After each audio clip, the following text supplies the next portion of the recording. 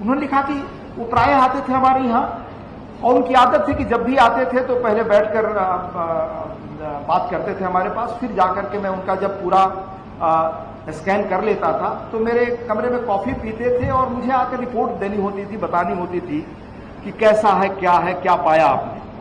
कहा कि उस दिन जब मैं स्कैन कर लिया तो मेरे पांव नहीं उठ रहे थे, मैं बिल्कुल घबरा गया, कैसे जाकर उनको फेस करूं, कहूंगा क्या। तो उन्होंने भेजा किसी को, भाई क्या हो गया, डॉक्टर को देर हो रही आने में।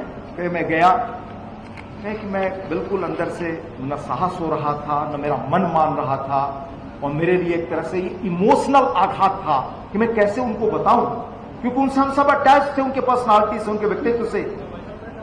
तो उसने कहा कि जिस तरह से उन्होंने मुझसे पूछा, मैंने एक उनका जो आत्मसम्मान था, जो एक वो अद्भुत शब्द डॉक्टर ने इस्तेमाल किया, कहा कि जो कन्विक्शन था, आंखों में तेज था, जिस ढंग से उन्होंने पूछा, मैं गलत नहीं बोल सका। मैंने कहा सर आपको कैंसर है।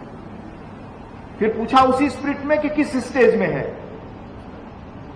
ये बात करने के बाद वो लिखते हैं कि जीवन में मुझे पहली बार ये व्यक्ति मिले जिनको बताया गया कि आपको असाधारण रोग है, पर उन पर जरा भी सिकन का कोई असर नहीं हुआ। उन्होंने मृत्यु के आते हुए समय को वैसे ही लिया जैसे जीवन को। कहा कि ऐसा मैंने किसी को अब तक जीवन में साहस ही नहीं देखा था। हम लोग बचपन में जब इस तरह की मूवीज आया करती थी, बहुत सारी मूवीज आई, आनंद कभी, सफर को देखकर महसूस करते थे कि व्यक्ति जीवन में जब मृत्यु को फेस करे तब वही कन्विक्शन रहे।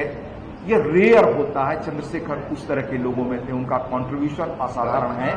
आज उनकी स्मृति को हम सब मिलकर बहुत अच्छी तरह से यहाँ स्मरण कर रहे हैं। हम उनसे सीखें, प्रेरणा पाएं और भविष्य के लिए ऊर्जा ग्रहण करें, यही मेरी कामना है। मैं बहुत धन्यवाद पुनः सभी आयोजकों को, लवली आनंद जी को, आनंद जी सबको देना चाहता हूं। बहुत बहुत धन्यवाद। नमस्कार।